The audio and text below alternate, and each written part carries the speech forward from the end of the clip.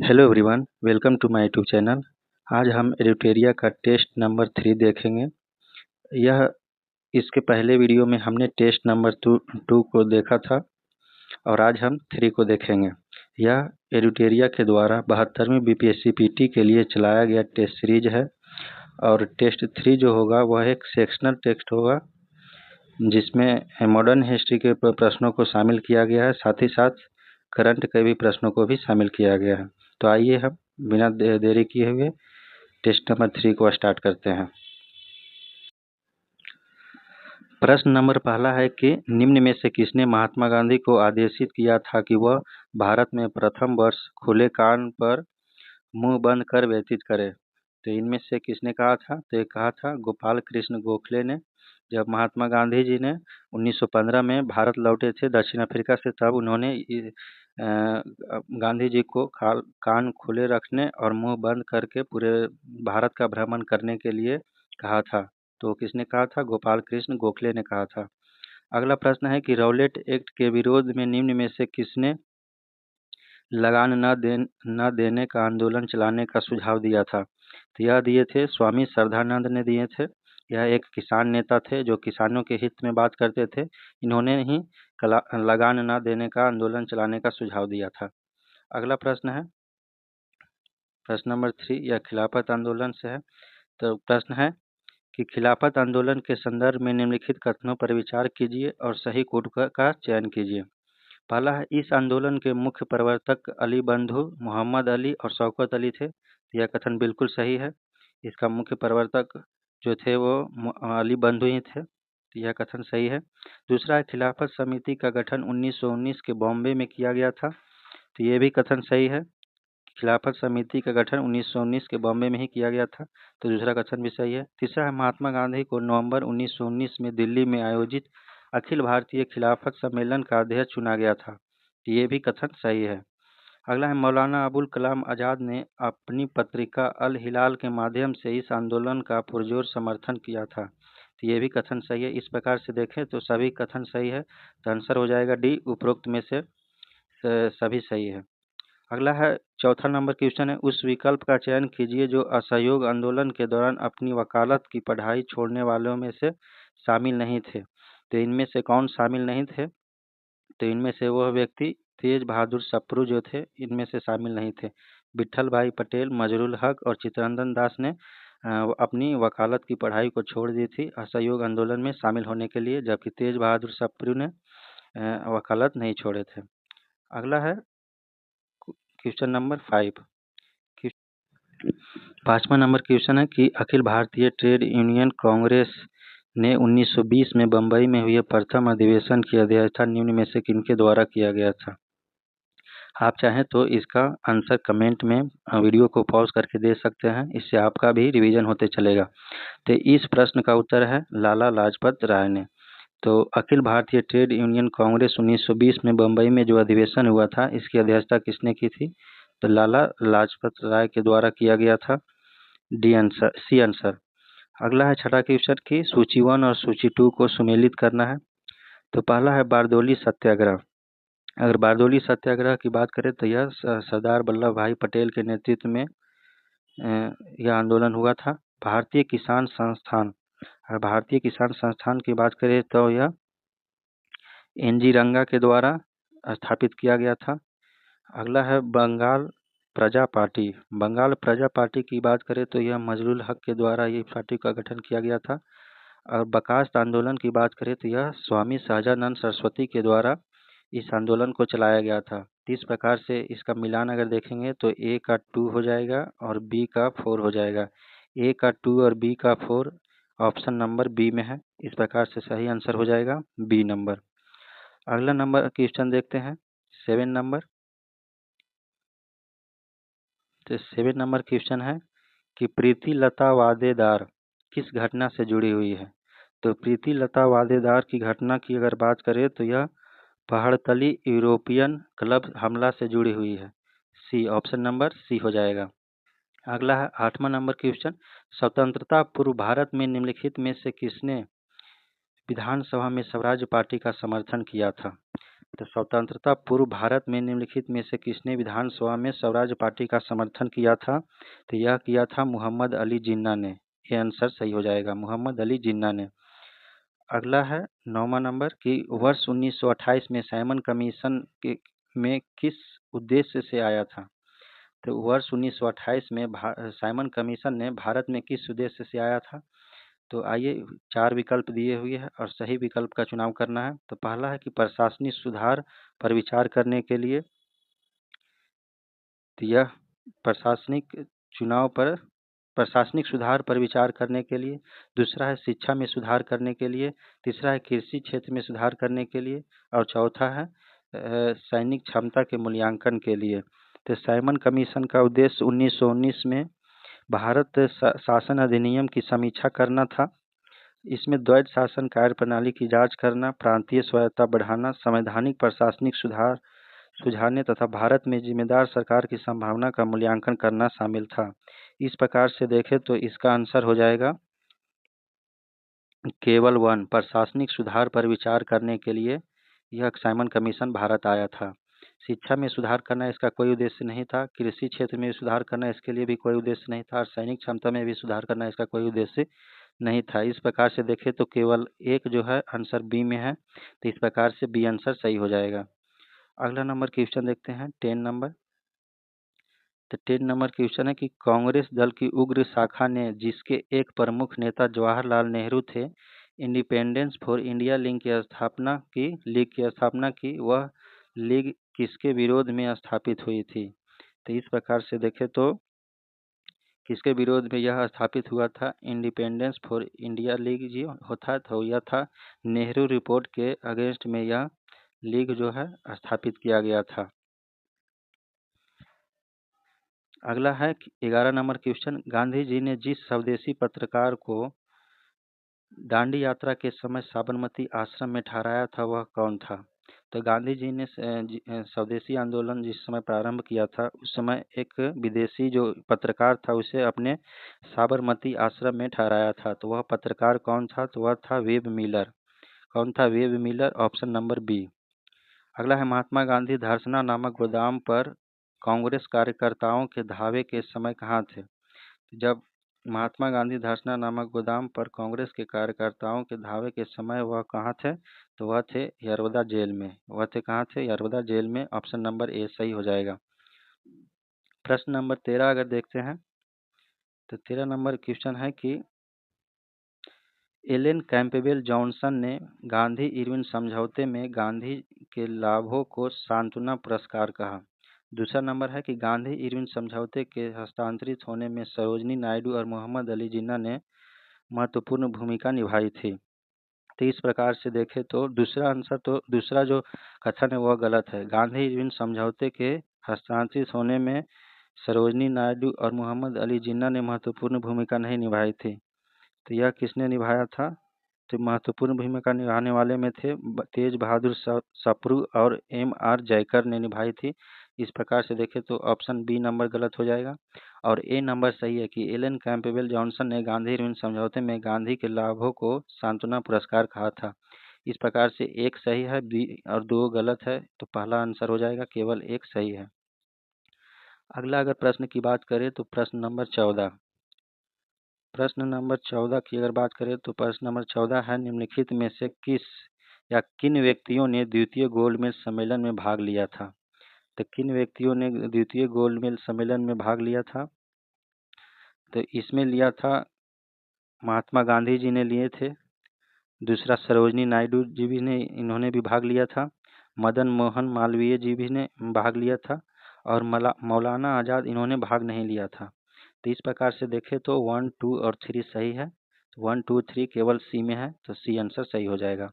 अगला है ब्रिटिश भारत के निम्नलिखित प्रांतों पर विचार कीजिए और उन प्रांतों को पहचानिए जहां 1937 में भारतीय राष्ट्रीय कांग्रेस का मंत्रिमंडल नहीं बना था।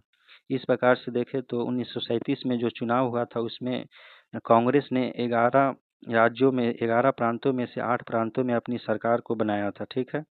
और उनमें से देखें तो किसमें जो सरकार नहीं बनाया था, तो वह था पंजाब में और बंगाल में।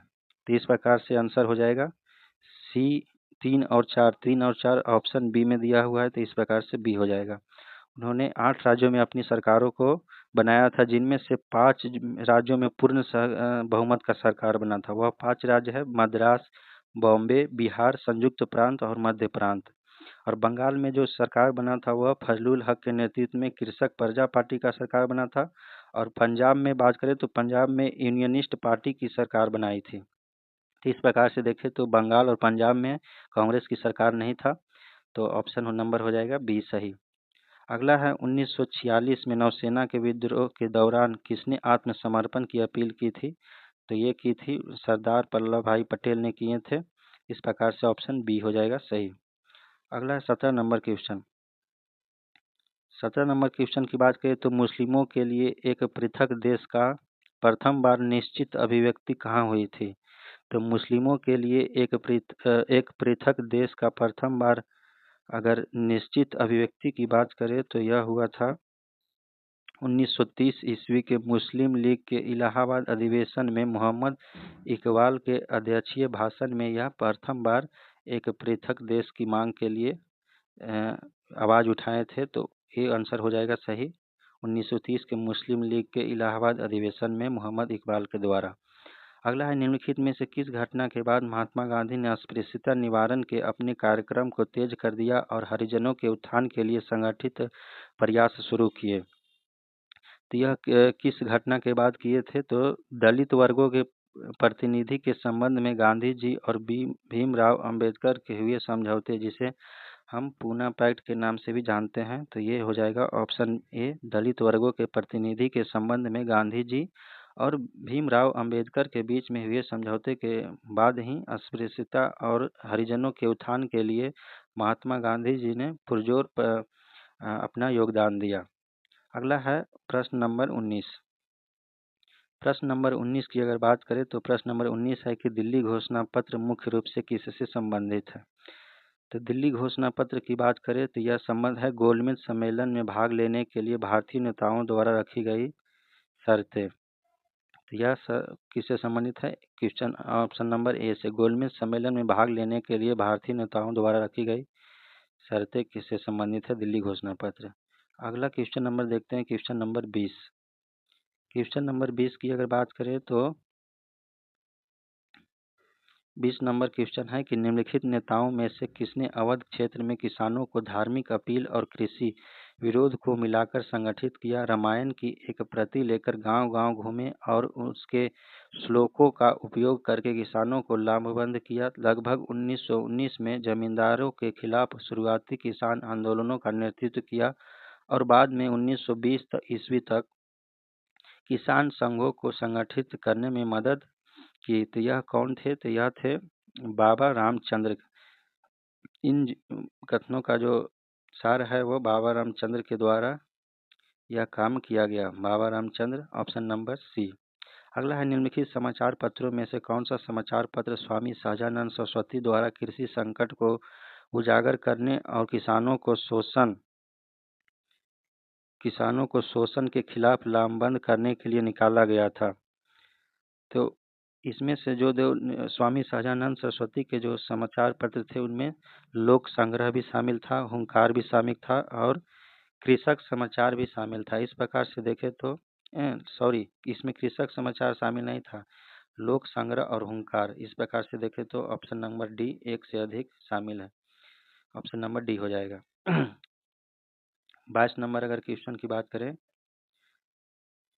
तो 22 नंबर क्वेश्चन में भारत का पहला आधुनिक trade union Madras labour union 1918 किसके नेतृत्व में स्थापित किया गया था? तो किसके नेतृत्व में स्थापित किया गया था? तो यह किया गया था V Kalyan Sundar Mudaliar, option number C. Option number C हो जाएगा। अगला है निम्नलिखित में से किस षड्यंत्र मामले में दुनिया भर का ध्यान आकर्षित किया और Albert Einstein, H C Wells, Harold Laski और रोमेन रोलैंड जैसी अंतर्राष्ट्रीय हस्तियों से सहानुभूति टिप्पणियां प्राप्त की थी? तो यह कौन सा मामला था? तो यह था मेरठ षड्यंत्र मामला, ऑप्शन नंबर सी। मेरठ षड्यंत्र मामला, ऑप्शन नंबर सी। अगला नंबर क्वेश्चन है 24। 24 नंबर क्वेश्चन की बात करें तो असहयोग आंदोलन के स्थगन के बाद निम्नलिखित में से कौन सा विकल्प स्वराजवादियों और नौ चेंजर्स यानी परिवर्तन विरोधियों के बीच सही अंतर स्पष्ट करता है? तो यह सही अंतर स्पष्ट कौन करता है? तो यह आंसर करता ऑप्शन बी। स्वराजवादियों ने विधान परिषदों में प्रवेश की वकालत की ताकि उन्हें भीतर से ही समाप्त किया जा सके, जबकि नौ चेंजर्स ने रचनात्मक कार्यों और बहिष्कार जारी रखने पर जोर दिया था। तो ऑप्शन नंबर बी हो जाएगा। अगला नंबर क्वेश्चन देखते हैं 25 नंबर। 25 नंबर क्वेश्चन की बात करें तो निम्नलिखित में से कौन सा विकल्प साइमन कमीशन के प्रति राजनीतिक प्रतिक्रिया को सही ढंग से दर्शाता है? तो पहला है कि कांग्रेस ने कमीशन का समर्थन किया, जबकि मुस्लिम लीग ने सर्वसम्मति से इसका विरोध किया। तो मुस्लिम लीग ने इसका विरोध नहीं किया था, इस प्रकार से ऑप्शन नंबर ए तो गलत हो जाएगा। अगला है कांग्रेस ने कमीशन का बहिष्कार किया, मुस्लिम लीग विभाजित थी, एक गुट इसका समर्थन कर रहा था जबकि दूसरा गुट विरोध कर रहा था। तो यह कथन बिल्कुल सही है। कांग्रेस ने इसका बहिष्कार किया था और मुस्लिम लीग दो गुटों में विभाजित थे, कुछ लोग जो थे इसका समर्थन कर रहे थे और कुछ लोग इसका विरोध कर रहे थे। इस प्रकार से बी नंबर सही हो जाएगा। सी नंबर है यूनेस्टो और जस्टिस पार्टी सहित सभी प्रमुख राजनीतिकारों ने दलों में बहिष्कार में हिस्सा लिया था। तो इस प्रकार से बी आंसर सही हो जाएगा कि कांग्रेस के कमीशन का बहिष्कार किया था और मुस्लिम लीग के एकजुट नहीं थे, कुछ गुट जो थे वो समर्थन कर रहे थे और कुछ उसका विरोध कर रहे थे। 26 नंबर है निम्नलिखित में से कौन सी रिपोर्ट नेहरू रिपोर्ट की सिफारिशें थी? तो नेहरू रिपोर्ट की सिफारिशें की अगर बात करें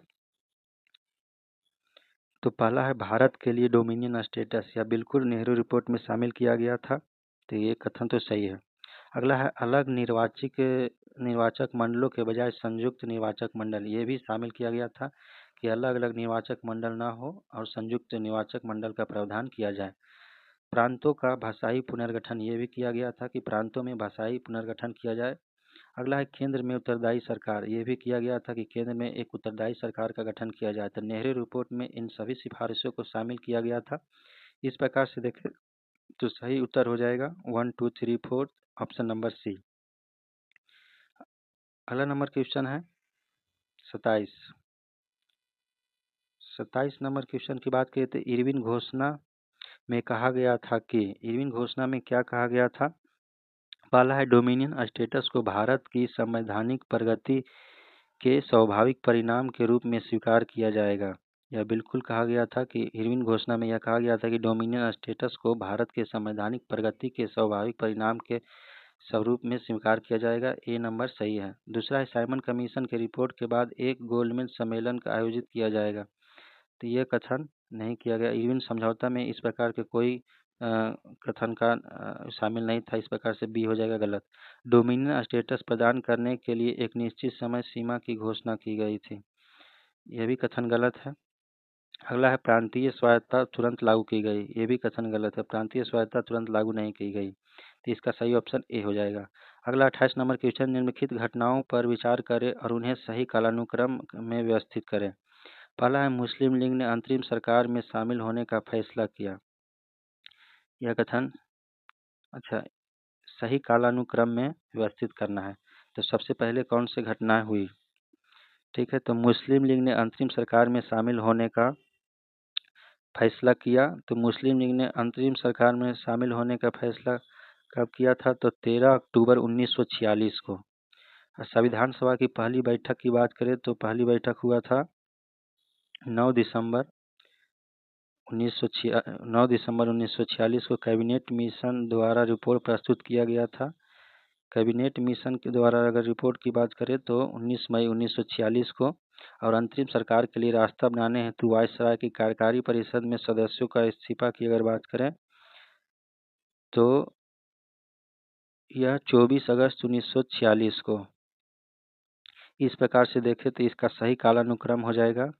पहले नंबर 3 आएगा, कैबिनेट मिशन द्वारा रिपोर्ट प्रस्तुत किया गया। उसके बाद है अंतरिम सरकार के लिए रास्ता बनाने हेतु वायसराय के कार्यकारी परिषद के सदस्यों का इस्तीफा। बी 3 के बाद 4 हो जाएगा।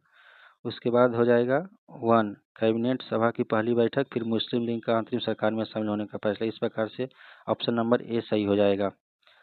अगला देखते हैं 29 नंबर क्वेश्चन। 29 नंबर है कि अंतरिम सरकार के संबंध में मंत्री और उनके विभाग के निम्नलिखित जोड़ों पर विचार कीजिए, इनमें से कौन सा जोड़ा गलत सुमेलित है। तो गलत जो सुमेलित जोड़ा का अगर देखें तो गजनफर अली खान की अगर बात करें तो इन्हें स्वास्थ्य मंत्री दिया गया था, ना कि संचार मंत्री, तो ये तो गलत है, पहला जोड़ा गलत है। पहला दूसरा है एच सी भाभा को निर्माण, खान और विद्युत मंत्री दिया गया था, तो ये कानून मंत्री से नहीं दिया गया था, ये कथन गलत है। जॉन मथाई की बात करें तो इन्हें उद्योग और आपूर्ति मंत्री दिया गया था, ये कथन सही है। और आई चुंदरीकर की बात करें तो इन्हें वाणिज्य मंत्रालय दिया गया था, ये कथन भी सही है। इस प्रकार से देखें तो 1 और 2 गलत है और 3 और 4 सही है, तो इसका सही आंसर हो जाएगा 1 और 2। गलत कथनों को मिलान करना पहचानना था, तो 1 और 2 हो जाएगा। 1 और 2 किस में है? ऑप्शन नंबर सी में, तो सही हो जाएगा ऑप्शन नंबर सी। अगला है 30वां क्वेश्चन है 1946 में बनी अंतरिम सरकार के संदर्भ में निम्नलिखित में से कौन सा कथन गलत है, यानी गलत कथनों की पहचान करना है। पहला, अंतरिम सरकार के सदस्य वायसराय के कार्यकारी परिषद के सदस्य भी थे, तो ये कथन तो सही है। जवाहरलाल नेहरू को परिषद का अध्यक्ष बनाया गया था, तो अध्यक्ष नहीं उपाध्यक्ष बनाया गया था, ये कथन गलत है, बी नंबर। और वायसराय कार्यकारी परिषद के प्रमुख बने रहे, ये कथन सही है कि वायसराय जो थे वो कार्यकारी परिषद के प्रमुख बने थे। मुस्लिम लीग ने शुरू में सितंबर 1946 में सरकार में शामिल होने से इनकार कर दिया था, ये भी कथन सही है कि शुरू में वह कार्यकारी जो सरकार बना था उसमें शामिल होने से मना कर दिया, बाद में इन्होंने शामिल हुआ। इस प्रकार से देखें तो ऑप्शन नंबर बी हो जाएगा, जो गलत है। जवाहरलाल नेहरू को परिषद का अध्यक्ष नहीं उपाध्यक्ष बनाया गया था, तो सही आंसर हो जाएगा बी। अगला नंबर क्वेश्चन है 31 नंबर क्वेश्चन की अगर बात करें तो निम्नलिखित में से कौन सा से भारत सरकार अधिनियम 1919 के मुख्य विशेषता या है, कौन सा मुख्य विशेषता है। तो इसमें देखें तो केंद्र में द्वैध शासन की शुरुआत, ये कथन गलत है। केंद्र में द्वैध शासन की शुरुआत की बात करें तो 1935 के अधिनियम से किया गया था, ना कि 1919 के अधिनियम से, तो ये कथन गलत है। दूसरा है कि पहली बार प्रांतीय बजट को केंद्रीय बजट से अलग किया गया, यह कथन बिल्कुल सही है कि पहली बार जो है प्रांतीय बजट को केंद्रीय बजट से अलग किया गया, यह भारत सरकार अधिनियम 1919 के तहत किया गया था। तीसरा है मुस्लिम समुदाय के लिए अलग प्रतिनिधित्व की शुरुआत और अलगाववाद के बीज बोए, तो यह मुस्लिम लीग का अलग प्रतिनिधित्व की शुरुआत की अगर बात करें तो यह 1909 के अधिनियम से ही दे दिया गया था, 1919 अधिनियम में, और इसका विस्तारित रूप दिया गया था, तो ये कथन गलत है। अगला देखिए प्रांतीय स्वायत्ता की शुरुआत की गई, तो प्रांतीय स्वायत्ता की शुरुआत भी 1935 के अधिनियम से किया गया था, ना कि 1919 के अधिनियम से। इस प्रकार देखें तो 1, 3, 4 यह गलत है, सही है। पहली बार प्रांतीय बजट को केंद्रीय बजट से अलग किया गया। केवल टू की बात करें तो 1 में है, ए नंबर में केवल 2, सही आंसर हो जाएगा ए। अगला है भारतीय स्वतंत्रता अधिनियम 1947 के तहत भारतीय रियासतों पर ब्रिटिश कानून की सर्वोच्चता, तो भारतीय स्वतंत्रता अधिनियम 1947 के तहत भारतीय रियासतों पर ब्रिटिश कानून की सर्वोच्चता पहले की तरह ही जारी रही, ये ऑप्शन है। तो पहले की तरह जारी नहीं रहा, इसे समाप्त कर दिया गया। भारत के डोमिनियन को हस्तांतरित कर दिया, ये भी कथन गलत है, डोमिनियन को हस्तांतरित नहीं किया गया था, समाप्त हो गई, और क्राउन के साथ सभी संधियां समाप्त अमान्य हो गई, ये सी नंबर सही है, यही सही है। डी है ब्रिटिश संसद को हस्तांतरित कर दी गई, ये कथन गलत है, ब्रिटिश संसद को हस्तांतरित नहीं की गई थी। अगला नंबर हो जाएगा 33 नंबर। 33 नंबर अगर क्वेश्चन की बात करें तो है भारतीय स्वतंत्रता के संदर्भ में संवैधानिक स्वदेशिता की अवधारणा का तात्पर्य क्या है। तो भारतीय स्वतंत्रता के संदर्भ में संवैधानिक स्वदेशिता का तात्पर्य की अगर बात करें तो यह है स्वदेशी संप्रभुता स्थापित करने के लिए भारतीय संविधान द्वारा भारतीय स्वतंत्रता अधिनियम को निरस्त करना, option number B. Option number B हो जाएगा। संवैधानिक स्वदेशिता का मतलब है कि स्वदेशी संप्रभुता स्थापित करने के लिए भारतीय संविधान द्वारा भारतीय स्वतंत्रता अधिनियम को निरस्त करना। अगला है 35 नंबर। भारत सरकार अधिनियम 1935 में महिलाओं को प्रदान किया गया, तो महिलाओं को क्या प्रदान किया गया? पुरुषों के समान मतदान का अधिकार, तो यह प्रदान नहीं किया गया था, पुरुषों के समान मतदान का अधिकार प्रदान नहीं किया गया था, ये गलत है। दूसरा है विधानमंडल में आरक्षित सीटें, यह बिल्कुल सही है कि विधानमंडल में महिलाओं के लिए भी आरक्षित सीटें का प्रावधान किया गया था। अगला है पृथक निर्वाचक मंडल। ये भी किया गया था कि महिलाओं के लिए भी पृथक निर्वाचक मंडल को प्रदान किया गया था। तो देखें तो 3 कथन में 2 और 3 सही है, 1 गलत है। और सही कथन का अगर चुनाव करना है तो डी आंसर हो जाएगा, ए और 2 और 3 सॉरी। अगला नंबर 35 नंबर क्वेश्चन है। 35 के बाद 36 नंबर क्वेश्चन की बात करें तो 36 नंबर क्वेश्चन है, भारत सरकार अधिनियम 1958 में भारत का शासन निम्नलिखित में से किसको हस्तांतरित कर दिया गया था? तो भारत सरकार अधिनियम 1958 में भारत का शासन निम्नलिखित में से किसे हस्तांतरित कर दिया गया था? तो इसे मुगल सम्राट से ब्रिटिश क्राउन में, ये कथन तो गलत है कि क्योंकि मुगल सम्राट का जो है बहुत पहले ही पतन हो गया था। ईस्ट इंडिया कंपनी से ब्रिटिश क्राउन में, हाँ ये कथन सही है कि ईस्ट इंडिया कंपनी से ब्रिटिश क्राउन को यह जो अधिकार था वो प्रदान कर दिया गया था भारत सरकार अधिनियम 1958 के द्वारा, कि अब जो है कि भारत पर शासन कौन करेगा? तो ब्रिटिश क्राउन के द्वारा भारत पर शासन किया जाएगा। इस तरह से ऑप्शन नंबर 20 सही हो जाएगा। अगला है, भारत के संविधान के निम्नलिखित में से किस प्रावधान को 26 नवंबर 1949 के तत्काल प्रभाव से लागू कर दिया गया था? तो भारत का, आप जानते हैं कि भारत का जो संविधान है वो 26 नवंबर 1949 को अंगीकृत किया गया था। उसमें से कुछ जो प्रावधान थे उसी समय लागू कर दिया गया था, और कुछ प्रावधान जो थे वो 26 जनवरी 1950 को लागू किया गया था। तो इस प्रकार से देखें तो इसमें नागरिकता और संघीय व्यवस्था, चुनाव, अस्थायी संसद, मौलिक अधिकार। तो इसमें देखें तो चुनाव का जो प्रावधान था उसे लागू कर दिया गया था, और अस्थायी संसद इसको भी लागू कर दिया गया था। इस प्रकार से देखें तो 2 और 3 किस में है? डी में, ऑप्शन नंबर डी हो जाएगा। 38 नंबर क्वेश्चन। 38 नंबर क्वेश्चन है, निम्नलिखित कथनों पर विचार कीजिए जो पूना समझौता से संबंधित है। तो पूना समझौता से संबंधित प्रश्न है, इसको देखते हैं। इसमें है, पहला है कि इस समझौते के तहत दलितों के लिए एक पृथक निर्वाचक मंडल की व्यवस्था को समाप्त कर दी गई। पृथक निर्वाचक मंडल की व्यवस्था को समाप्त कर दी गई, यह कथन बिल्कुल सही है। अगला है, प्रांतीय विधानमंडलों में दलितों के लिए आरक्षित सीटों की संख्या सांप्रदायिक अधिनियमों से अधिक कर दी अधिनिर्णय से अधिक कर दी गई, यह कथन बिल्कुल सही है कि सांप्रदायिक के अधिनिर्णय से जितने भी सीटें दी गई थी उसको बढ़ा करके दलितों के लिए आरक्षित कर दिया गया, तो ये कथन सही है। अगला है, केंद्रीय विधानमंडल में दलितों के लिए पृथक निर्वाचक प्रणाली को बनाए रखा नहीं, पृथक निर्वाचक प्रणाली को समाप्त कर दिया गया था विधानमंडल में, जो प्रांत और जो केंद्रीय दोनों विधानमंडलों में। अगला है, गैर मुस्लिम निर्वाचन क्षेत्रों में दलितों के लिए एक निश्चित प्रतिशत सीटें आरक्षित करने का प्रावधान किया गया, ये कथन सही है कि गैर मुस्लिम निर्वाचक क्षेत्रों में दलितों के लिए एक निश्चित प्रतिशत सीटें आरक्षित कर दिया गया।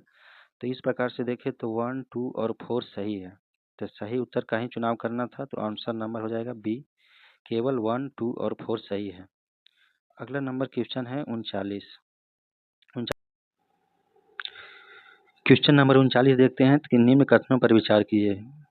पहला है, गांधी जी द्वारा सितंबर 1932 में अखिल भारतीय अस्पृश्यता विरोधी लीग का गठन किया गया, जिसके बाद में बदलकर हरिजन सेवक संघ कर दिया गया। ये कथन सही है कि गांधी जी द्वारा जो है सितंबर 1932 में जो अखिल भारतीय अस्पृश्यता विरोधी लीग का गठन किया गया था उसका नाम बदलकर हरिजन सेवक संघ कर दिया। अगला है, गांधी जी द्वारा 1933 में हरिजन नामक साप्ताहिक पत्र का प्रकाशन प्रारंभ किया था, ये भी कथन सही है। अगला है, 7 नवंबर 1933 को गांधी जी के द्वारा अहमदाबाद से हरिजन यात्रा प्रारंभ किया गया था, ये कथन गलत है। यह जो यात्रा था वो अहमदाबाद से ना होकर के वर्धा से था, गुजरात के वर्धा से यात्रा प्रारंभ किया गया था, तो यह कथन गलत है और सही कथन 1 और 2 है। इसमें असत्य कथन का चुनाव करना है, तो असत्य कथन केवल 3 है, तो आंसर नंबर सी हो जाएगा, केवल 3। अगला नंबर है 40 नंबर क्वेश्चन। 40 नंबर क्वेश्चन की बात करें तो है, अखिल भारतीय कांग्रेस समाजवादी पार्टी के संबंध में निम्न कथनों पर विचार कीजिए। तो आइए विचार करते हैं और सत्य कथन का चयन करना है। पहला है, वर्ष 1934 में पटना में अखिल भारतीय कांग्रेस समाजवादी पार्टी के संयोजक जो थे वो जयप्रकाश नारायण थे, यह कथन बिल्कुल सही है कि 1934 में जो पटना में अखिल भारतीय कांग्रेस समाजवादी पार्टी का संयोजक किए थे वो जयप्रकाश नारायण थे। दूसरा, समाजवाद में से सहानुभूति होने के कारण औपचारिक रूप से जवाहरलाल नेहरू इस दल में शामिल हुए। नहीं, जवाहरलाल नेहरू ने इस दल में शामिल नहीं हुए थे, तो ये कथन गलत है। तो सत्य कथन है, तो सत्य कथन केवल 1 है, ए नंबर। अगला है 41 नंबर क्वेश्चन की अगर बात करें तो 41 नंबर में है निम्न कथनों पर विचार कीजिए। आइए करते हैं। अगला है कि 1935 के अधिनियम के उपरांत 1937 में हुए चुनावों में गठित कांग्रेस मंत्रिमंडल का कार्यकाल 2 साल 4 महीने का था। तो बिल्कुल यह कथन सही है कि 1935 का जो अधिनियम के उपरांत जो आम चुनाव हुए थे उसमें कांग्रेस मंत्रिमंडल ने कुल 28 महीने यानी 2 साल 4 महीने का कार्यकाल उन्होंने निभाया था। तो ये कथन तो बिल्कुल सही है। अगला है कांग्रेस मंत्रिमंडलों के त्यागपत्र देने की खुशी में 22 अक्टूबर 1939 के दिन को जिन्ना द्वारा भारत के सभी मुसलमानों को मुक्ति दिवस के रूप में मनाने का आह्वान किया था। तो मुक्ति दिवस की अगर बात करें तो ये 22 अक्टूबर 1939 को ना होकर के ये 22 दिसंबर थे, 22 दिसंबर 1939। तो इस प्रकार से दूसरा कथन गलत हो जाएगा, इसमें 22 अक्टूबर ना होकर 22 दिसंबर था। तो सत्य कथन की अगर पहचान करें तो एक केवल हो जाएगा, ए आंसर। 42 नंबर क्वेश्चन की बात करें तो 42 नंबर क्वेश्चन है कि निम्नलिखित कथनों पर विचार कीजिए। पहला है 1927 की बटलर कमेटी का उद्देश्य राष्ट्रीय समाचार पत्रों पर सेंसर लागू करना था। तो यह कथन बिल्कुल सही है, इसमें असत्य कथन का चुनाव करना है। ठीक है, तो 1927 में बटलर कमेटी का उद्देश्य राष्ट्रीय समाचार पत्रों पर सेंसर लागू करना था। सॉरी, यह कथन गलत है। बटलर समिति की अगर बात करें तो वर्ष 1927 में इसका गठन किया गया था। इसका उद्देश्य था भारत सरकार तथा भारतीय रियासतों के बीच संबंधों की जांच करना, न कि समाचार पत्रों पर सेंसर लागू करना। तो इस प्रकार से ये कथन गलत हो जाएगा।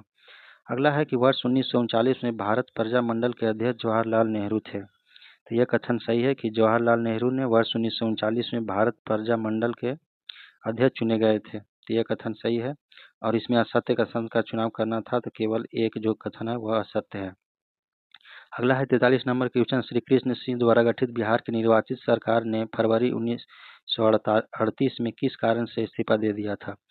तो 1938 में जो बिहार में गठित सरकार था वह राजनीतिक कैदियों को छोड़ने के कारण इस्तीफा दे दिया था। ऑप्शन नंबर सी हो जाएगा। अगला नंबर क्वेश्चन की बात करें 44, तो 44 नंबर क्वेश्चन है कि किस भारतीय राष्ट्रवादी नेता ने जर्मनी और ब्रिटेन के बीच युद्ध को ऐसे ईश्वर प्रदत्त अवसर के रूप में देखा जिसमें भारतीयों को उस स्थिति का अपने हित में लाभ उठाने का मौका मिला। तो ये थे Subhash Chandra Bose. Option number C. 44 के बाद अगर 45 नंबर क्वेश्चन की बात करें तो ब्रिटानिया सरकार के प्रस्तावों की प्रारूप घोषणा जो सर स्टैफोर्ड क्रिप्स लाए थे में सम्मिलित थे। इसमें क्या सम्मिलित हो, आइए इसको और इसका सही उत्तर का चयन करना है। तो इसमें थे, पहला है भारत को एक डोमिनियन स्थिति दी जाएगी। यह कथन बिल्कुल सही है कि ब्रिटानिया सरकार के प्रस्ताव में यह शामिल था कि भारत को एक डोमिनियन स्टेटस दी जाएगा। अगला है सब प्रांतों राज्यों को मिलाकर एक भारतीय संघ होना चाहिए। तो ये भी कथन सही है।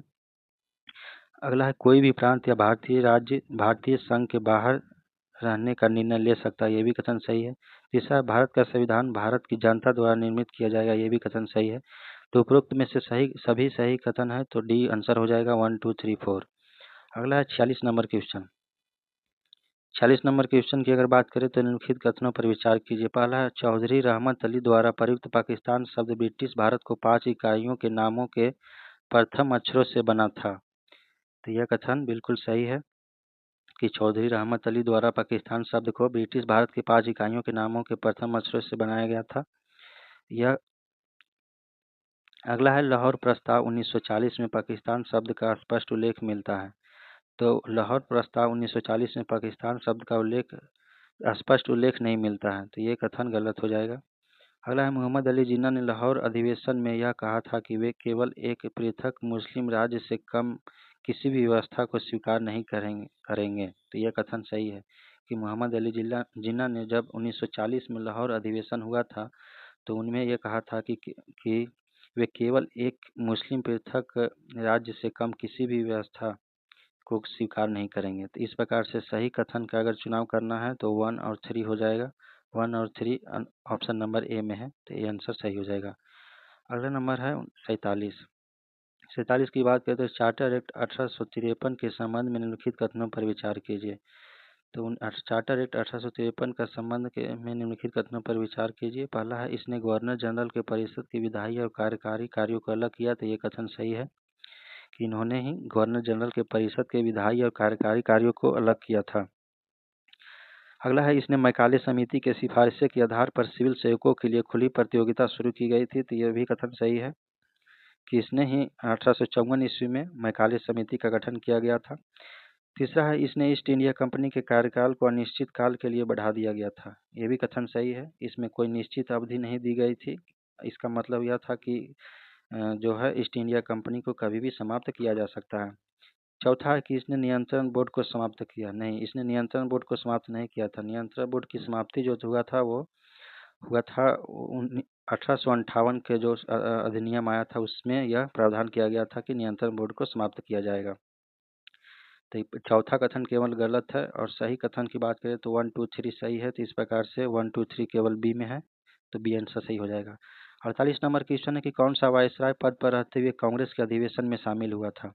तो इनमें से कोई भी वायसराय पद पर रहते हुए कांग्रेस के अधिवेशन में शामिल नहीं हुआ था। तो ऑप्शन हो जाएगा डी, उपरोक्त में से कोई नहीं। 49 नंबर क्वेश्चन की बात करें तो 49 नंबर है कि जवाहरलाल नेहरू के विषय में निम्नलिखित कथनों पर विचार कीजिए। तो आइए विचार करते हैं। वे 1947 में कांग्रेस दल के अध्यक्ष थे। नहीं, ये कांग्रेस दल के अध्यक्ष नहीं थे। उस समय कांग्रेस दल के अध्यक्ष जेबी कृपलानी थे। तो इस प्रकार से एक नंबर तो गलत हो जाएगा। दूसरा है, उसने संविधान सभा की अध्यक्षता की। नहीं, उन्होंने संविधान सभा की अध्यक्षता नहीं की। संविधान सभा के अध्यक्ष की बात करें तो डॉक्टर राजेंद्र प्रसाद दे थे। उसने उद्देश्य प्रस्ताव को पेश किया था जवाहरलाल नेहरू ने। तीसरा है कि भारत की स्वतंत्रता से पूर्व उन्होंने संयुक्त प्रांत में प्रथम कांग्रेस मंत्रिमंडल बनाया था। तो ये भी कथन गलत है।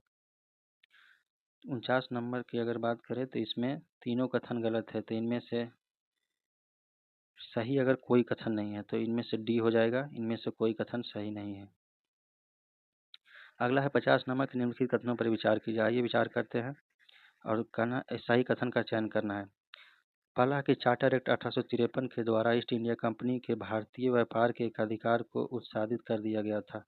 तो नहीं, यह जो ईस्ट इंडिया कंपनी के भारतीय व्यापार के एकाधिकार को जो है 1813 के चार्टर एक्ट के द्वारा समाप्त कर दिया गया था। 1853 ईस्वी में ऐसा कोई प्रावधान नहीं था। 1813 में ही उसे समाप्त कर दिया गया था। अगर दूसरा नंबर देखें तो गवर्नमेंट ऑफ इंडिया एक्ट 1858 के अंतर्गत ब्रिटिश संसद ने ईस्ट इंडिया कंपनी को पूर्णतः समाप्त कर भारत में सीधा शासन करने के उत्तरदायी ग्रहण किया। ये कथन बिल्कुल सही है कि 1858 के जो गवर्नमेंट ऑफ इंडिया एक्ट आया था उसने ब्रिटिश ईस्ट इंडिया कंपनी को पूर्णतः समाप्त करके सीधा अपने नियंत्रण में ले लिया था। यह कथन सही है। तो केवल सही कथन की बात करें तो केवल 2 हो जाएगा, बी आंसर। अगला है, भारत छोड़ो प्रस्ताव वर्धा में 6 से 14 जुलाई 1942 में हुई कांग्रेस कार्य समिति की बैठक में पास किया गया। वर्धा अधिवेशन की अध्यक्षता किसके द्वारा किया गया था। यह किया गया था अबुल कलाम आज़ाद के द्वारा, ऑप्शन नंबर डी। अगला नंबर 52 नंबर है। 52 नंबर अगर क्वेश्चन की बात करें तो 9 अगस्त 1942 को ऑपरेशन जीरो आवर के तहत गिरफ्तार नेता से संबंधित जेलों में से निम्न युग्मों पर विचार कीजिए और इसमें चुनना है सही युग्म कितने हैं। सही युग्म का चुनाव करना है। तो पहला है महात्मा गांधी। तो महात्मा गांधी को कहाँ रखा गया था। तो पूना का आगा खां पैलेस में रखा गया था। तो ये कथन सही है। अगला है सरोजनी नायडू। सरोजनी नायडू को कहाँ रखा गया था। तो सरोजनी नायडू और कस्तूरबा गांधी को भी आगा खां पैलेस में ही रखा गया था, बांकुड़ा जेल में नहीं रखा गया था। तो दूसरा नंबर कथन गलत है। तीसरा है जवाहरलाल नेहरू। जवाहरलाल नेहरू को अल्मोड़ा जेल में रखा गया था। तो यह कथन सही है। मौलाना अबुल कलाम आज़ाद की बात करें तो उन्हें बांकुड़ा जेल में रखा गया था, ना कि बांकीपुर जेल में। बांकीपुर जेल में डॉक्टर राजेंद्र प्रसाद को रखा गया था। तो मौलाना अबुल कलाम आज़ाद को बांकुड़ा जेल में रखा गया था। तो ये कथन गलत है। और सही कथन की बात करें तो 1 और 3 सही है। तो 1 और 3 केवल 2 सही है। तो बी नंबर हो जाएगा, केवल 2। 53 नंबर क्वेश्चन की बात करें तो 53 नंबर क्वेश्चन है कि भारत छोड़ो आंदोलन के संबंध में निम्नलिखित कथनों पर विचार करना है। तो भारत छोड़ो आंदोलन के उपरांत मुस्लिम लीग और कांग्रेस के बीच संवैधानिक गतिरोध को दूर करने के लिए जवाहरलाल नेहरू ने 1944 में दी वे आउट नामक पैम्फलेट जारी किया था। तो तो जो द वे नामक द वे आउट पैम्पलेट जो है जवाहरलाल नेहरू ने जारी नहीं किया था, ये जारी किए थे सी राजगोपालाचारी ने। तो यह कथन गलत हो जाएगा। अगला है भारत की स्वतंत्रता हेतु सुभाष चंद्र बोस द्वारा जापान विदेश मंत्रालय की सहायता से द फ्री इंडियन सेंटर का गठन किया गया था। तो ये भी कथन गलत है। तो इस प्रकार से देखिए तो दोनों कथन में से दोनों सत्य नहीं है, तो ना तो वन ना तो डू, तो इस प्रकार से डी हो जाएगा। अगला है निम्नलिखित में से कौन सा कथन गलत है। गलत कथन की पहचान करना है, तो आइए देखते हैं। तो गलत कथन की बात, सुभाष चंद्र बोस ने कांग्रेस अध्यक्ष पद से इस्तीफा देने के बाद फॉरवर्ड ब्लॉक की स्थापना की। तो यह कथन बिल्कुल सही है कि कांग्रेस पद से इस्तीफा देने के बाद फॉरवर्ड ब्लॉक की स्थापना किए थे। अगला है कि आजाद हिंद फौज का गठन सबसे पहले जापान में हुआ था। तो यह कथन गलत है। आजाद हिंद फौज का गठन की बात करें तो जापान में नहीं बल्कि दक्षिण पूर्व एशिया विशेषकर सिंगापुर में हुआ था। तो ये कथन गलत हो जाएगा। अगला है आईएनए ट्रायल ने भारत में राष्ट्रवादी भावना को और तेज किया। यह बिल्कुल सही है।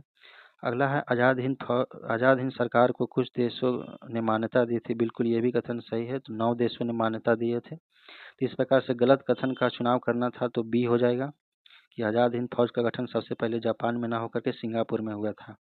54 के बाद 55 नंबर अगर क्वेश्चन की बात करें तो 55 नंबर है कि कैबिनेट मिशन के संदर्भ में निम्नलिखित कथनों पर विचार कीजिए। तो कैबिनेट मिशन 24 मार्च 1946 को दिल्ली आया, जिसकी अध्यक्षता भारत के राज्य सचिव स्टेफर्ड क्रिप्स के द्वारा किया गया था।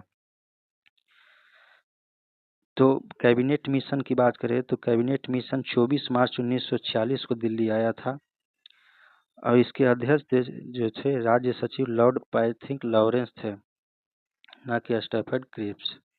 तो ये कथन तो गलत हो जाएगा। अगला है कैबिनेट मिशन ने त्रिस्तरीय शासन व्यवस्था की सुझाव को प्रस्तुत किया था। तो ये कथन सही है कि कैबिनेट मिशन ने त्रिस्तरीय शासन व्यवस्था के सुझाव को प्रस्तुत किया था। बी हो जाएगा, दूसरा हो जाएगा सही। तीसरा है मौलाना अबुल कलाम आज़ाद कैबिनेट मिशन में के भारत आगमन के समय भारतीय राष्ट्रीय कांग्रेस के अध्यक्ष थे। यह कथन बिल्कुल सही है कि मौलाना अबुल कलाम आज़ाद जो थे वह कैबिनेट मिशन के भारत आगमन के समय भारतीय राष्ट्रीय कांग्रेस के अध्यक्ष थे। इस प्रकार से सत्य कथन का चयन करना है, तो 2 और 3 हो जाएगा बी नंबर। 56 नंबर देखते हैं। तो वर्ष 1947 में कांग्रेस कमेटी की बैठक द्वारा विभाजन के प्रस्ताव के पारित होने को किस स्वतंत्रता सेनानी या नेता ने राष्ट्रवाद का संप्रदायवाद के पक्ष में समर्पण के रूप में लिया। तो यह किसने लिया था। तो इन्होंने डॉक्टर सैफुद्दीन किचलू ने लिया था। तो ऑप्शन नंबर सी हो जाएगा। अगला है 57 नंबर क्वेश्चन। 57 नंबर क्वेश्चन की अगर बात करें तो क्रिप्स मिशन या किस मिशन योजना के संदर्भ में गांधी जी ने कहा था कि यह योजना उस समय की परिस्थितियों के परिप्रेक्ष्य में सबसे उत्कृष्ट योजना थी, जिसमें ऐसे बीज थे जिसमें दुख की मारी भारत भूमि यातना से मुक्त हो सकती थी। तो यह कौन सी योजना थी। इस योजना की बात करें तो यह कैबिनेट मिशन था। यह cabinet mission option number B. अगला है 58 की निम्न में से कौन सी तिथि को मुस्लिम लीग ने सीधी कार्रवाई दिवस के रूप में निश्चित की थी। तो सीधी कार्रवाई दिवस की बात करें तो यह 16 अगस्त 1946 को सीधी कार्रवाई दिवस के रूप में मुस्लिम लीग ने मनाया था। तो यह हो जाएगा डी नंबर 16 अगस्त 1946 को। अगला है 59 नंबर। 59 नंबर है कि 59 नंबर क्वेश्चन को अगर देखते हैं तो 59 नंबर क्वेश्चन की बात करें तो प्रमुख घटनाक्रम और तिथि है। इसमें बताना है कि उपरोक्त में से कितने युग्म सही सुमेलित है। तो पहला है कि ब्रिटिश संसद में भारतीय स्वाधीनता विधेयक पेश कब किया गया। तो 4 जुलाई 1947 को। यह तिथि सही है। ब्रिटिश संसद में भारतीय स्वाधीनता विधेयक की बात करें तो यह 4 जुलाई 1947 को पेश किया गया था और 15 जुलाई को बिना किसी संशोधन के हाउस ऑफ कॉमन से पारित हुआ और 16 जुलाई को हाउस ऑफ लॉर्ड्स से पारित हुआ और 18 जुलाई को ब्रिटिश सम्राट के हस्ताक्षर हो गए थे। तो ये पहला कथन तो सही है। जवाहरलाल नेहरू के नेतृत्व में अंतिम सरकार का गठन 2 सितंबर 1946 को ही हुआ था। तो ये भी जो है सही सुमेलित है। अगला है मुस्लिम लीग का अंतरिम सरकार में शामिल होना। यह 26 अक्टूबर 1946 को शामिल हुआ था। तो यह भी कथन सही है। तो उपरोक्त में से तीनों कथन सही है, तो तीनों युग्म जो है सुमेलित है। तो इस प्रकार से सी आंसर हो जाएगा। 60 नंबर क्वेश्चन की बात करें तो भारत के विभाजन का बाल्कन प्लान किसका उपज था? तो बाल्कन प्लान जो उपज था वो लॉर्ड माउंटबेटन के मस्तिष्क का उपज था, तो ऑप्शन नंबर सी हो जाएगा। 60 नंबर अगर क्वेश्चन के बाद 61 नंबर क्वेश्चन की बात करें तो 61 नंबर है, प्रथम गोलमेज सम्मेलन के चर्चाओं में निम्नलिखित कथनों पर विचार कीजिए। तो आइए विचार करते हैं, इसमें सही कथन का चयन करना है। तो अल्पसंख्यक प्रतिनिधित्व और पृथक निर्वाचक मंडल का मुद्दा चर्चाओं में रहा, तो यह सही रहा कि प्रथम गोलमेज सम्मेलन में अल्पसंख्यक प्रतिनिधित्व और पृथक निर्वाचक मंडल का मुद्दा चर्चा में रहा। रियासतों ने बिना किसी शर्त के और तुरंत संघ में शामिल होने का सहमति व्यक्त की थी। यह कथन बिल्कुल गलत है, तुरंत संघ में शामिल होने पर सहमति व्यक्त नहीं की थी। सम्मेलन में केंद्र में उत्तरदायी सरकार की संभावना पर चर्चा की गई, यह बिल्कुल सही है कि सम्मेलन में केंद्रदायी सरकार की संभावना पर चर्चा की गई। कांग्रेस की अनुपस्थिति में कार्यवाही को प्रभावशीलता और वैधता को कम कर दिया, बिल्कुल, क्योंकि भारत में सबसे जो बड़ा दल था वो था कांग्रेस, और कांग्रेस ने ही उस दल में उपस्थित नहीं थे, इसलिए इस जो चर्चा हुआ इसका कोई महत्व नहीं रहा। इस प्रकार से देखें तो कम कर दिया, ये बिल्कुल सही है, सॉरी ये सही है कि महत्व को कम कर दिया, सही है। तो सही हो जाएगा 1, 3, 4, 1, 3, 4 किस में? ऑप्शन नंबर बी में। अगला 62 नंबर क्वेश्चन की अगर बात करें तो द्वितीय गोलमेज सम्मेलन में असफल होने का मुख्य कारण क्या था? तो द्वितीय गोलमेज सम्मेलन जो था वह असफल होने का मुख्य कारण था सांप्रदायिक प्रतिनिधित्व का मुद्दा, ऑप्शन नंबर सी।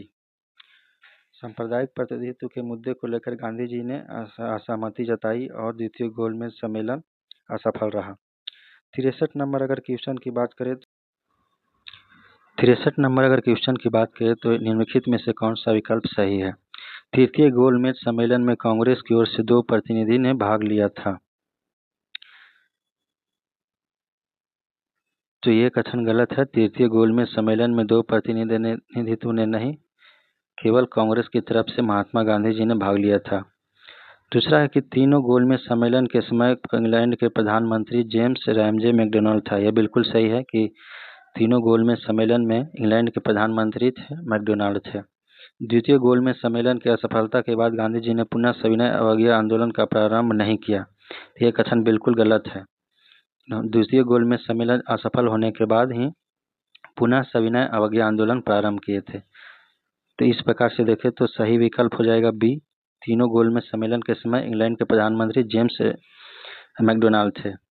अगला है 64 नंबर, निम्नलिखित में से किस नेता ने कांग्रेस सोशलिस्ट पार्टी के मुख्य सिद्धांतकार के रूप में कार्य किया और भारतीय परिस्थितियों में निहित लोकतांत्रिक समाजवाद पर जोर दिया? तो ये कौन से नेता थे? आचार्य नरेंद्र देव। आचार्य नरेंद्र देव, ऑप्शन नंबर बी हो जाएगा। 46 के बाद 64 के बाद 65 नंबर क्वेश्चन की बात करें तो कांग्रेस समाजवादी दल का पहला अखिल भारतीय सम्मेलन कब और कहाँ हुआ था? तो कांग्रेस समाजवादी दल का पहला अखिल भारतीय सम्मेलन कब और कहाँ हुआ था? यह हुआ था 21 अक्टूबर 1934 को बम्बई में हुआ था, ऑप्शन नंबर बी। 21 अक्टूबर 1934 बम्बई। 65 के बाद 66 नंबर की बात करें तो 66 में है कि 1937 में प्रांतीय चुनाव के संबंध में निम्नलिखित कथनों पर विचार कीजिए। आइए विचार करते हैं।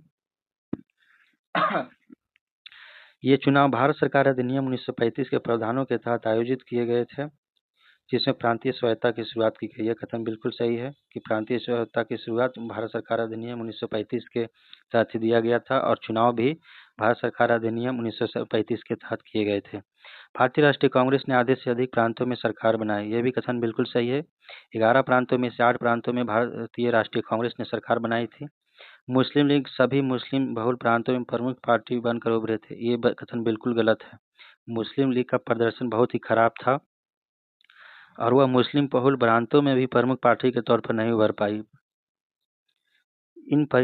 चौथा, इन परिणामों ने उस समय मुस्लिम लीग के सीमित जनाधिकार को उजागर कर दिया। यह कथन बिल्कुल सही है कि मुस्लिम लीग के सीमित जनाधिकार को उजागर कर दिया, क्योंकि उन्होंने किसी भी राज्य में अपनी बहुमत सरकार की पार्टी नहीं बनाई थी। तो इस प्रकार से देखें तो सही हो जाएगा 1, 2 और 4। 1, 2, 4 किस में है? ए नंबर में, तो ऑप्शन नंबर ए हो जाएगा सही। अगला क्वेश्चन है कि पुनः समझौता, पुनः एक्ट के समय निम्न कथन गांधी जी के संदर्भ में किनके द्वारा कहा गया था? तो गांधी जी के समय में यह कथन किनके द्वारा कहा गया था कि भारत को एकता और उसकी सामाजिक अखंडता के लिए यह एक उत्कृष्ट बलिदान है। हमारे व्यथित हृदय आपकी महान तपस्या का आदर और प्रेम के साथ अनुसरण करेंगे। यह कथन था रविंद्रनाथ टैगोर का। तो ऑप्शन नंबर बी। अगला है कि 1937 के चुनावों के बाद शुरू में मंत्रालय बनाने में भारतीय राष्ट्रीय कांग्रेस के हिचकिचाहट का मुख्य कारण क्या था? तो कांग्रेस का हिचकिचाहट का मुख्य कारण था कि सुरक्षा उपायों के बिना औपनिवेशिक ढांचे के तहत पद स्वीकार करने की असहमति। Option number B. कांग्रेस को डर था कि ब्रिटिश गवर्नरों को विशेष शक्तियां चुने हुए मंत्रियों के काम करने में लगातार हस्तक्षेप की अनुमति देगी। उन्होंने तब तक पद को संभालने से इनकार कर दिया जब तक उन्हें वायसराय से अनुमति नहीं मिली कि वह गवर्नर के फैसलों को रद्द नहीं करेंगे। तो इस प्रकार से ऑप्शन नंबर बी था कि सुरक्षा के उपायों के बिना औपनिवेशिक ढांचे के तहत पद स्वीकार करने पर असहमति के कारण जो चुनाव कांग्रेस थे वो हिचकिचा रहे थे। अगला नंबर है 69। 69 नंबर अगर देखें तो 1937 के प्रांतीय चुनावों के संबंध में निम्नलिखित कथनों पर विचार कीजिए। पहला है भारतीय राष्ट्रीय कांग्रेस ने मद्रास, बम्बई, संयुक्त प्रांत, बिहार, मध्य प्रांत, उड़ीसा जैसे प्रांतों में सरकार बनाई। तो यह कथन बिल्कुल सही है, 69 का ये।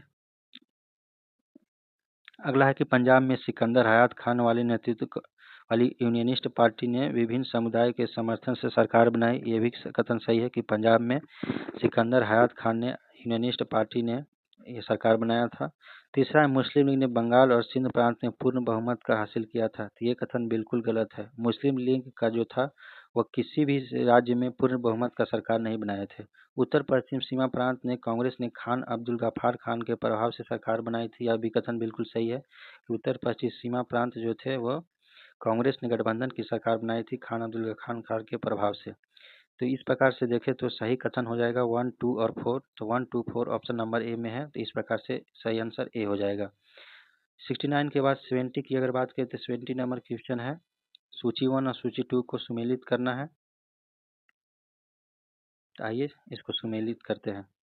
पहला है कि प्रथम गोलमेज सम्मेलन 1930। तो प्रथम गोलमेज सम्मेलन की बात करें तो प्रथम गोलमेज सम्मेलन में कांग्रेस ने अनुपस्थित रहा था और लेकिन संघीय ढांचे पर सहमति हुई थी। तो ये हो जाएगा ए का 3, ए का हो जाएगा 3। दूसरा है द्वितीय गोलमेज सम्मेलन। तो द्वितीय गोलमेज सम्मेलन की बात करें तो द्वितीय गोलमेज सम्मेलन में अल्पसंख्यक प्रतिनिधित्व और दलित वर्ग के मुद्दे पर गतिरोध हुआ था, जिसके कारण महात्मा गांधी ने वहां से द्वितीय गोलमेज सम्मेलन से चले आए थे।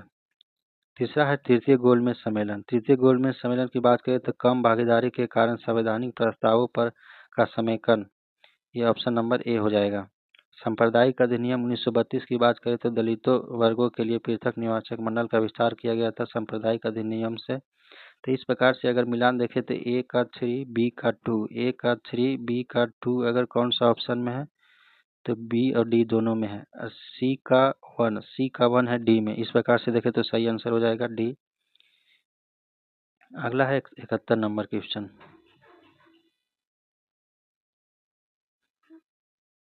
71 नंबर क्वेश्चन की बात करें तो 71 में पाकिस्तान शब्द का इस्तेमाल सबसे पहले 1933 में पॉलिटिकल कॉन्टेक्स्ट में किसने और किस पैम्पलेट में किया था?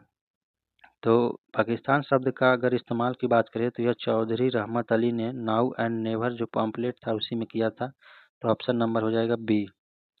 अगला है पाकिस्तान की मांग के विकास के बारे में इन बातों पर गौर करें। तो आइए गौर करते हैं और सत्य कथन का सही चुनाव करना है। एक है कि एक अलग मुस्लिम देश के विचार को पहली बार 1940 के लाहौर अधिवेशन में ऑल इंडिया मुस्लिम लीग ने आधिकारिक रूप से स्वीकार किया था। तो ये कथन बिल्कुल सही है कि आधिकारिक रूप से पहली बार स्वीकार मुस्लिम लीग के द्वारा जो है 1940 के लाहौर अधिवेशन में ही किया था।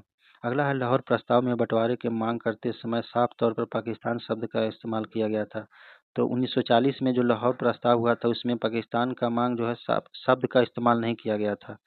तो इस प्रकार से दूसरा गलत हो जाएगा। तीसरा है मोहम्मद इकबाल ने अपने 1930 के इलाहाबाद भाषण में उत्तर पश्चिम भारत में मुस्लिम बहुल प्रांतों को एक करने का सुझाव दिया था। यह कथन सही है। चौथा क्रिस प्रस्ताव 1942 ने प्रांतों को अलग होने का विकल्प देकर अप्रत्यक्ष रूप से पाकिस्तान की मांग को मजबूत किया था।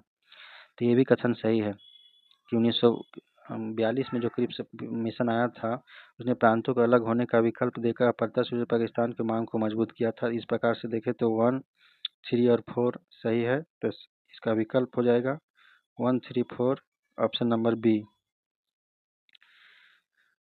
अगला है 73 नंबर क्वेश्चन। 73 नंबर क्वेश्चन की बात करें तो व्यक्तिगत सत्याग्रह के दौरान युद्ध के लिए एक आदमी नहीं बल्कि एक आदमी नहीं एक पाई नहीं नारे का मुख्य मतलब क्या था? तो एक युद्ध के लिए एक आदमी नहीं एक पाई नहीं नारे का मुख्य मतलब जो था कि किसी भी तरह से ब्रिटिश युद्ध के कोशिशों का समर्थन करने से इनकार करना। ऑप्शन नंबर बी हो जाएगा। एक आदमी नहीं एक पाई नहीं नारा जो है 1940 में जो है वो महात्मा गांधी के द्वारा किया गया था। तो इस प्रकार से देखें तो इसका मतलब है किसी भी तरह से ब्रिटिश युद्ध को कोशिशों का समर्थन करने से इनकार करना। Option number B. 74 नंबर अगर बात करें तो 74 नंबर है व्यक्तिगत सत्याग्रह के संबंध में निम्नलिखित कथनों पर विचार कीजिए। तो आइए विचार करते हैं। आंदोलन के अहिंसक और आध्यात्मिक प्रकृति को उजागर करने के लिए विनोबा भावे को पहले सत्याग्रही के रूप में चुना गया था। ये कथन बिल्कुल सही है कि विनोबा भावे जो थे वह अहिंसक एक व्यक्ति थे, इसीलिए गांधी जी ने उन्हें पहले सत्याग्रही के रूप में चुना था। दूसरा, जवाहरलाल नेहरू को दूसरे सत्याग्रही के रूप में चुना गया था, लेकिन सत्याग्रह करने से पहले उन्हें गिरफ्तार कर लिया गया था। ये भी कथन सही है कि जवाहरलाल नेहरू को दूसरे सत्याग्रही के रूप में चुना गया था, लेकिन उन्हें सत्याग्रही का शुरुआत करने से पहले उन्हें गिरफ्तार कर लिया गया। अगला, इस आंदोलन ने जन संघर्ष से हटकर अभिजात वर्ग के नेतृत्व वाले विरोध की ओर पूर्ण बदलाव का संकेत दिया। यह कथन गलत है। तो यह जनसंघर्ष से हटकर अभिजात वर्ग के पूर्ण नेतृत्व वाले विरोध का बदलाव नहीं दिया था। अगला है, सविनय अवज्ञा आंदोलन की तुलना में ब्रिटिश सरकार ने इस आंदोलन के प्रति नर्म रुख अपनाया था। यह कथन सही है। इस प्रकार से देखें तो सही कथनों में 1, 2 और 4 हो जाएगा। 1, 2, 4 ऑप्शन नंबर बी। अगला है, अगस्त प्रस्ताव के तहत किससे वीटो जैसा अधिकार मिला था? अगस्त प्रस्ताव के साथ वीटो जैसा अधिकार जो है वह अल्पसंख्यक को मिला था। अगस्त प्रस्ताव की बात करें तो अगस्त प्रस्ताव 1940 में लॉर्ड लिनलिथगो के द्वारा दिया गया था। इसमें यह स्पष्ट किया गया था कि कोई भी संवैधानिक परिवर्तन तब तक लागू नहीं होगा जब तक कि भारत के महत्वपूर्ण तत्व यानी अल्पसंख्यक समुदाय सहमत न हो। तो इस प्रकार से देखें तो अल्पसंख्यक समुदाय के सहमति के बिना यह प्रस्ताव लागू नहीं किया जा सकता था। इस प्रकार से देखें तो अल्पसंख्यक को एक वीटो जैसा अधिकार मिला। तो ऑप्शन नंबर सी हो जाएगा। 76 नंबर बात करें तो 76 नंबर है, व्यक्तिगत सत्याग्रह की प्रकृति और परिणामों के संबंध में निम्नलिखित कथनों पर विचार कीजिए। तो आइए विचार करते हैं और इसमें सत्य कथन का सही चुनाव करना है। पहला है कि बड़े पैमाने पर दमन से बचने के लिए इस आंदोलन को जानबूझकर सीमित दायरे में रखा गया था। तो यह कथन बिल्कुल सही है कि दमन से बचने के लिए यह सीमित व्यक्तियों तक ही इस आंदोलन को रखा गया था। इसका उद्देश्य असहयोग के माध्यम से ब्रिटिश प्रशासन को पंगु बनाना था। तो इसका उद्देश्य ब्रिटिश शासन को पंगु बनाना नहीं था। तो ये कथन गलत हो जाएगा। तीसरा है कि इसमें भाग लेने के लिए महात्मा गांधी से पूर्व अनुमति लेना आवश्यक था। यह कथन बिल्कुल सही था और महात्मा गांधी उन्हीं व्यक्तियों को चुनते थे जो अहिंसक प्रकृति के थे, जैसे विनोबा भावे, ब्रह्मदत्त। अगला है कि इसने लोकतंत्र के लिए लड़ने के ब्रिटिश दावों और भारत को स्वतंत्रता देने से इनकार करने के बीच के विरोधाभास को उजागर किया। यह भी कथन सही है। इस प्रकार से देखें तो 1, 3 और 4 सही है। तो 1, 3, 4 ऑप्शन नंबर ए सही हो जाएगा। 77 नंबर क्वेश्चन की अगर बात करते हैं तो क्रिप्स मिशन के तहत प्रस्तावित विधानसभा में रियासतों के प्रतिनिधि किस प्रकार चुने जाते थे? तो क्रिप्स प्रस्ताव जो 1942 में आया था, तो उसमें प्रस्तावित संविधान सभा में रियासतों के प्रतिनिधि थे वो रियासतों के शासकों द्वारा मनोनीत किए जाते थे। इस प्रकार से देखें तो ऑप्शन नंबर बी हो जाएगा। उसमें रियासत के जो शासक थे उनके द्वारा मनोनीत करके भेजा जाता था। अगला है, क्रिप्स मिशन के संबंध में लिखित कथनों पर विचार कीजिए। आइए विचार करते हैं। पहला है, डोमिनियन स्टेटस के प्रस्ताव का तात्पर्य था कि भारत के भविष्य में ब्रिटिश शासनमंडल से अलग हो सकता था। यह कथन सही है। अगला है, रियासतों को संविधान सभा में अपने प्रतिनिधि मनोनयन के माध्यम से भेजने का अधिकार दिया गया। ये भी कथन सही है कि रियासतों को जो संविधान सभा में अपने प्रतिनिधि भेजना था वो राजा के द्वारा मनोनयन करके भेजा जाता था। 1 और 2 तो सही है। अगला जो कथन है, कथन नंबर 3 नंबर कथन की बात की, क्रिप्स प्रस्तावों में केंद्र में पूर्ण रूप से उत्तरदायी सरकार के तत्काल स्थापना की गारंटी दी गई। तो इस प्रकार की कोई गारंटी नहीं दी गई थी। तो ये कथन गलत है।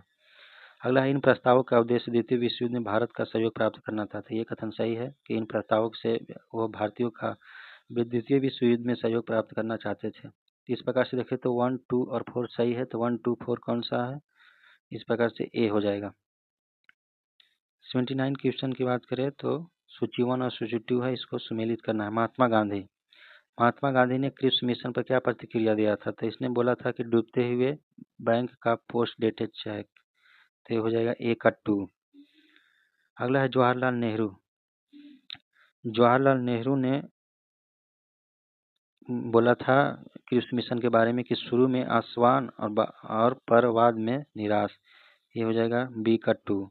मोहम्मद अली जिन्ना ने इस बारे में क्रिप्स मिशन पर प्रतिक्रिया दिया था कि इसे पाकिस्तान की मांग के लिए अपर्याप्त माना था, ये हो जाएगा सी का 3।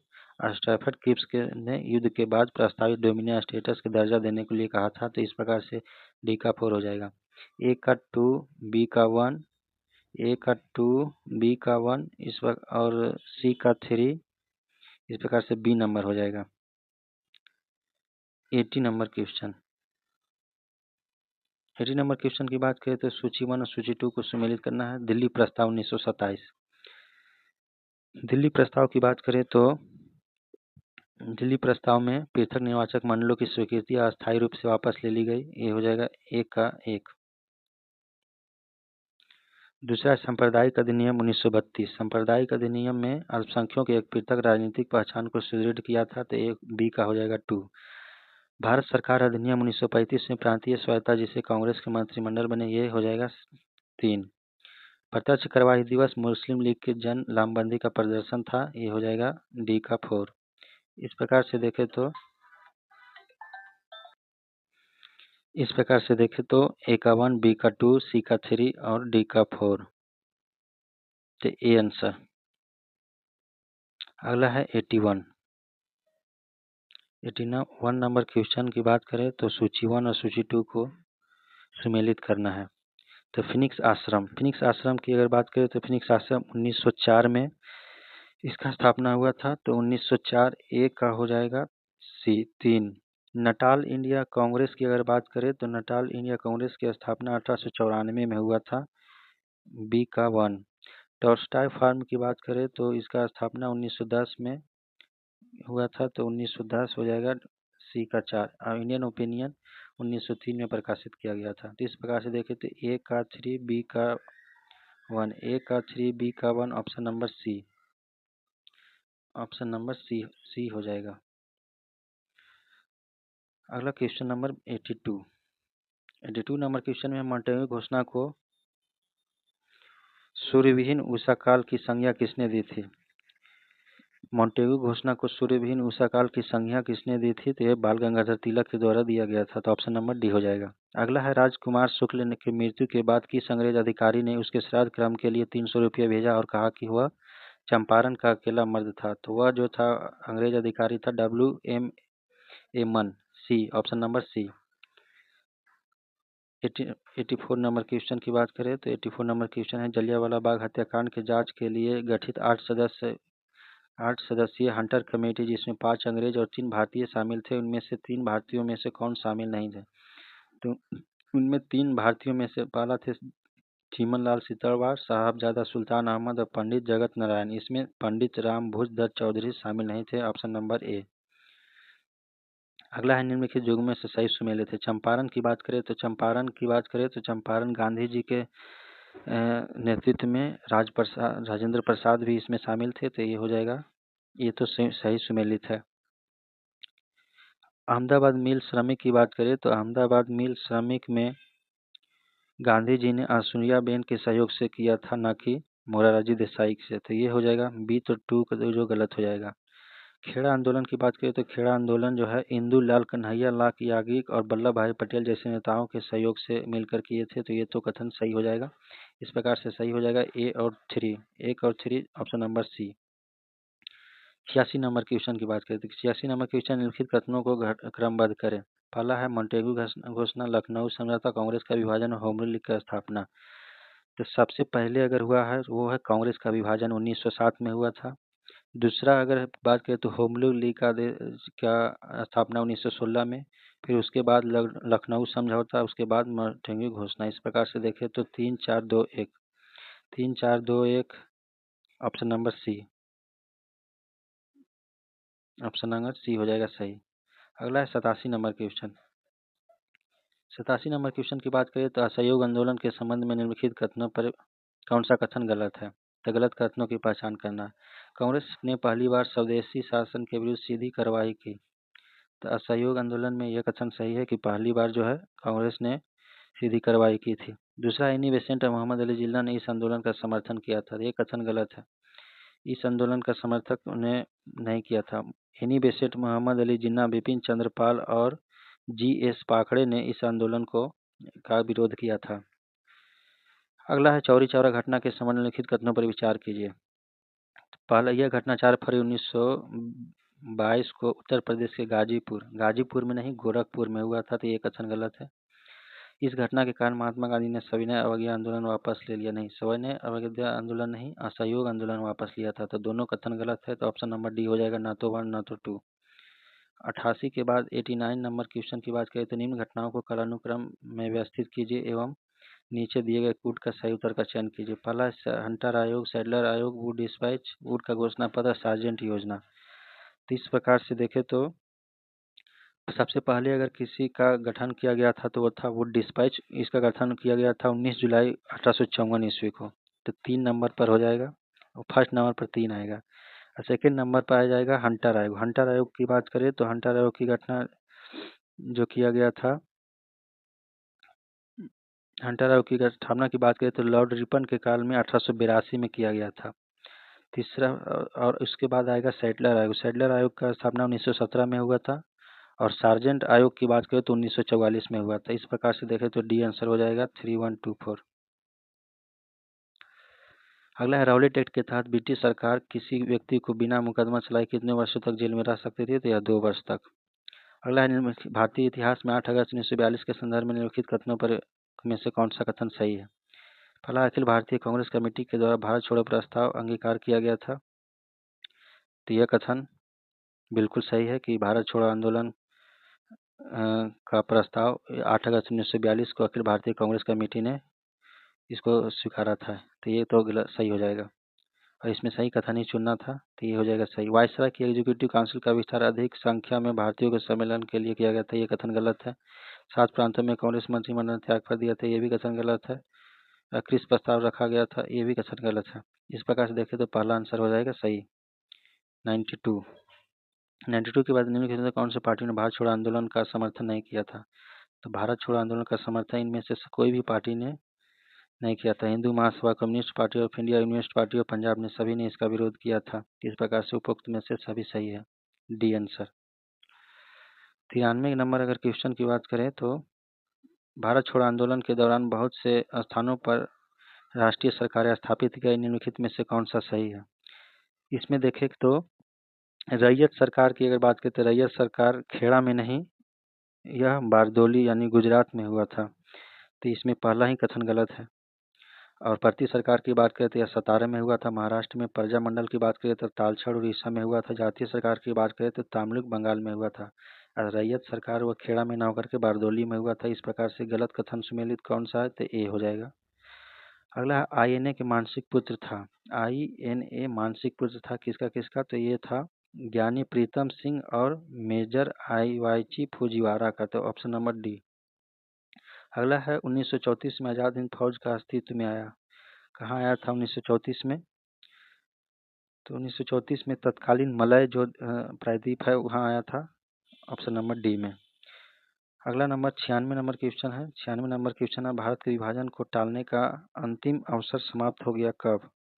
तो भारत के विभाजन को टालने का अंतिम अवसर जो है कैबिनेट मिशन को अस्वीकार करने के साथ ही यह अवसर समाप्त हो गया था। ऑप्शन नंबर सी।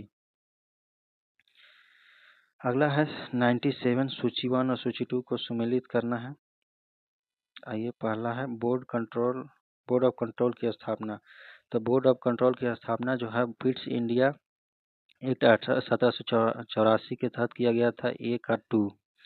सर्वोच्च न्यायालय की स्थापना की बात करें तो रेगुलेटिंग एक्ट 1773 के तहत किया गया था। बी का 1। ए का 2, बी का 1 की बात करें तो बी नंबर में है। Option number B. और ईसाई मिशनरियों को भारत आने की अनुमति और चार्टर अधिनियम 1813 में दिया गया था।